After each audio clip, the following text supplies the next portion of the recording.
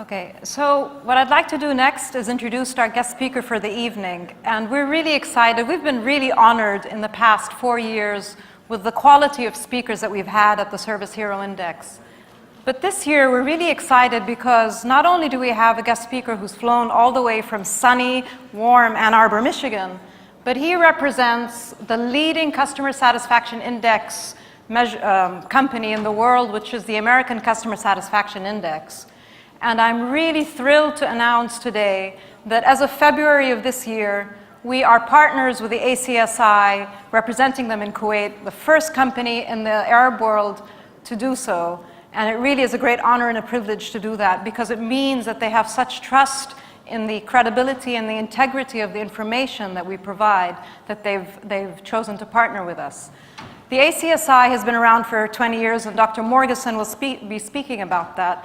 But because of this relationship, it means that, if you just bring up the slides, please, it means that the partnership allows two things. All the scores produced by the Service Hero Index are adhering to and are validated by the American Customer Satisfaction Index. It also allows companies to get information about peer companies around the world. For example, if one of the companies is a franchise operating in Kuwait, it can compare itself to franchise operators around the world in the same industries. So we're really, really excited about that. Having said that, let me just say a few words about Dr. Morgensen before he comes on stage. His background is customer satisfaction measurement in all its ways and forms. He's both a statistician as well as an expert on measuring customer satisfaction in the private sector, the economics of customer satisfaction, which is something really enticing and intriguing for us. What is the benefit when you achieve very high customer satisfaction? And also, very interesting, he's very obsessed about measuring customer satisfaction in the government sector, which we are not doing in Kuwait. But measuring the satisfaction of government services is something that the ACSI also does. Dr. Morgensen has spoken at many conferences, he's published in leading periodicals, and he consults with some of the top Fortune 500 companies around the world. And he's publishing a new book in May, in addition to all his other publications. So please join me in welcoming him on the stage. Dr. Forrest.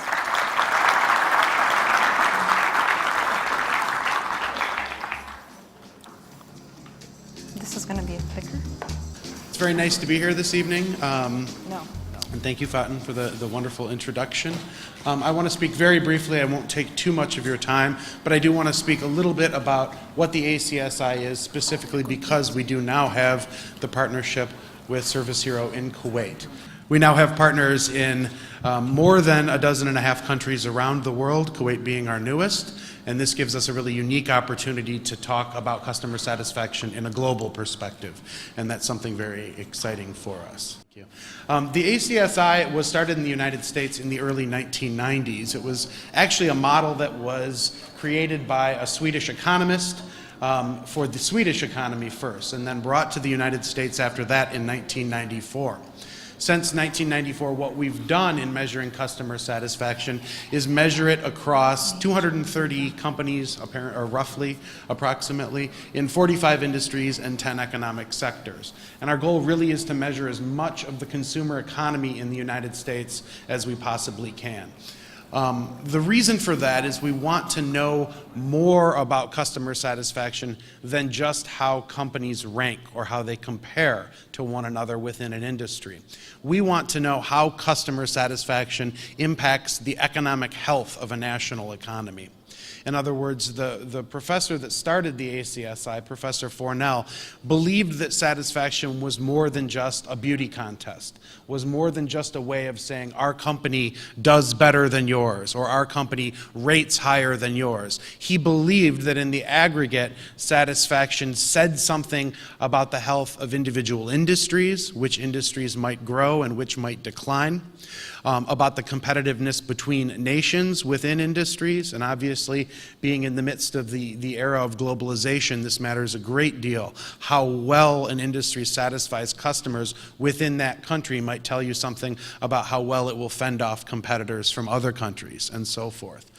And so we look at satisfaction not just as something that we can get information about for individual companies, but ultimately as something that can tell us about the health of the national economy. And so we think of it as something that's complementary to measures of productivity, complementary to measures of unemployment, measures like inflation rate. It is a hard economic number that can tell us about how well an economy is doing. Very importantly, and similar to what Service Hero does in Kuwait, we make all of this information public. We want companies to know how well they're doing relative to their competitors and relative to other industries. We want them to know how they can improve ultimately, or if they need to improve. Rather, some companies just need to maintain. There are some companies, believe it or not, that will advise you don't need to spend a great deal of money trying to improve your customer satisfaction.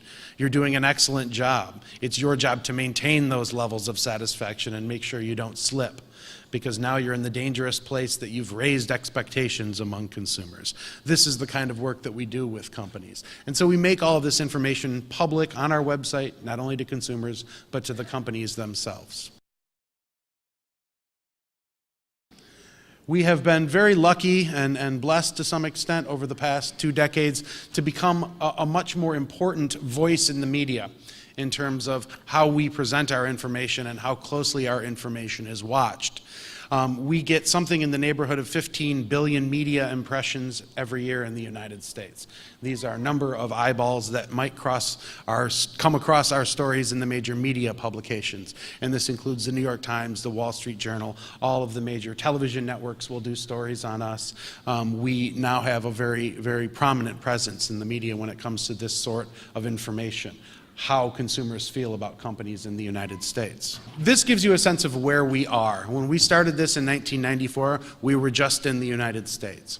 And that was our intention of doing an index in the United States. We apparently hit on a project at the right time, because almost immediately after launching the index in the United States, we began to field inquiries from groups in countries all over the world that were interested in launching an index like the ACSI in their country. And so we began to partner with groups in other countries simply to help them through our knowledge, the knowledge that we'd acquired over a decade or more in some cases, to use that knowledge to help them build an index that could be successful, maintained, and ultimately helpful to their home economies. And so that's what we've done. And we're now, as you see, in more than 12.5 countries on every continent around the world. As Faten mentioned, we're very excited because this is our first presence in the Middle East.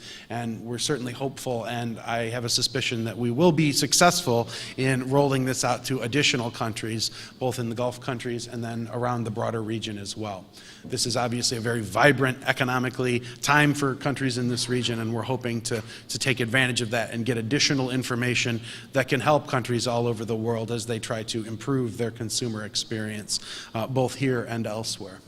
And so briefly I'll go through these, but this, I think, one of the major misconceptions that still exists about this kind of research is the why question. Why should we measure customer satisfaction? For a lot of companies in the United States, in well-developed economies and around the world, they don't yet or aren't yet fully convinced that customer satisfaction matters. Does it really matter how satisfied my customers are? In some industries, it's sad to say, in some industries, it may not matter as much, because those industries are monopolies. But for a vast majority of countries and industries around the world, they have to worry about the satisfaction of their customer. And these are really some of the answers to those why questions. Why measure satisfaction? Why pay attention to satisfaction information? This is just a handful of reasons. Obviously, there's much more I could go into. But as I was mentioning, for the national economy, satisfaction information gives us a good performance indicator of how well the economy is doing. Ultimately, satisfied customers, not surprisingly, are also consumers who are more likely to spend more money in the future. In the United States especially, but in many countries around the world, it's very easy to get credit now. Why do you get credit? Because you want to buy more things. Why do you want to buy more things? Because you're more satisfied with your consumption experiences. And so learning about how satisfying an economy is in the aggregate can tell us how likely consumers are to spend and spend more in the future. And so this leads to the next point. We have found that in the United States, and we're now validating this in other countries around the world, that there is a leading relationship between improvements in customer satisfaction at the national level and growth in things like consumer spending and gross domestic product. We've been able to show and have gone through the publication process at some major journals showing that there is this strong linkage between satisfaction and the growth of economic indicators like GDP and consumer spending. And then the third item there on the national economy perspective is international competitiveness. Certainly one of the things that we can learn about a country is whether or not it's going to be able to successfully manage new entrants into their marketplace. Companies from other countries that are planning to come in and try to compete for business within particular industries. If an industry is generally dissatisfying within a country, you're more likely to see companies from other countries try to come in and steal business from that industry. And so fending off that kind of assault on your economy, if you will, from foreign market entrants can be important. At the firm level, satisfaction is just as important, if not more so. Obviously, one of the main features of measuring satisfaction, or the main justifications for doing so at the firm level, is to understand how the firm is performing with its own consumers. Do our customers like us? Maybe we have a virtual monopoly in our industry and very few competitors, but that may not always be the case. If they had a choice, would they go somewhere else? We've got new competitors coming from another country, let's say. Will our consumers stay with us, or will they leave and go to a competitor? This is the kind of thing that the firm needs to be aware of and careful about. Forecast revenue, profit, and stock market growth.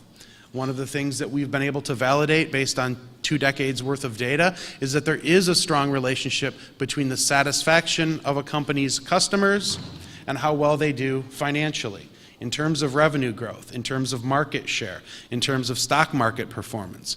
All of these things can be predicted by looking at customer satisfaction information. And then finally, competitiveness within an industry, obviously. It's always interesting to look just at a set of industry results, a group of companies that are all competing for essentially the same group of consumers. They offer the same product, the same services. How well is your company doing in terms of offering customer satisfaction? How likely is it to continue to lead, let's say, in revenue, in market share? If you stop satisfying consumers, they'll find somewhere else to go if options exist. And then finally here we have sort of the common sense linkage, but I think it's important to put it down and discuss for a minute what we're really talking about here. Why does satisfaction matter? Again, the idea some companies have is that it's more a public relations tool, satisfaction measurement, than it is something that's operational. And it certainly is a good public relations tool, but being able to use that data in an operational manner to ultimately be able to say, this is what you need to improve and this is the outcome that you'll get from it. And this slide really tries to sum up that series of relationships. We want to look at things that drive consumer satisfaction, things like product quality, service quality, employee satisfaction, expectations, all of those kinds of things. We want to understand how those things affect satisfaction so that we can understand outcomes of customer satisfaction. Things like repurchase intention, consumer loyalty, how likely are they to speak positively about your company to other consumers? How likely are they to be upsold or cross-sold on other product offerings that your company provides? And those things are ultimately directly influential over corporate financial performance. We've seen it time and again where a company's customer satisfaction plunges, and that's followed a quarter or 2 quarters later by a plunge in market share or a plunge in revenue growth, or even things like earnings or earnings per share. We can find relationships between changing consumer satisfaction and those hard financial numbers. And then finally, one of our biggest pieces of research and something that we've spent a great deal of time on is looking at the linkage between customer satisfaction and stock market performance. It's intuitive and it's really an old principle in investing, but you would expect a company that people like to do well on the stock market. As long as that company offers products and services that people like, it should show up in the stock market. And so on that last point, I'll go to my next slide. I believe it's the one directly after this. And so what we have done, and these are the results of an actual investment fund that has been built and designed based on customer satisfaction information. We have many slides like this and many results like this over a two-decade period. But these are the results of two different funds. One is the S&P 500, which is just a broad market index in the United States. And the other is an actual fund of companies that were purchased because they had high customer satisfaction relative to their industry competitors. And over a roughly 14-year period now, we've returned a 480% profit on this. Right? This is an actual hedge fund that you can invest in the United States. Is this important? Well, we think it's very important. This is important because it's proof in concept. It shows that satisfaction is not just about feeling good. It's not just about making people think that you're doing a good job. It's about hard numbers, real performance for companies that want to ultimately be profitable. Because let's face it, we want to keep our customers happy, but as private sector companies, we want to make money. We want to be financially successful. And ultimately, those two things do in fact go hand in hand. Happy customers lead to more profitable and more financially successful companies. Thank you all, and it was great to be here, and thank you all.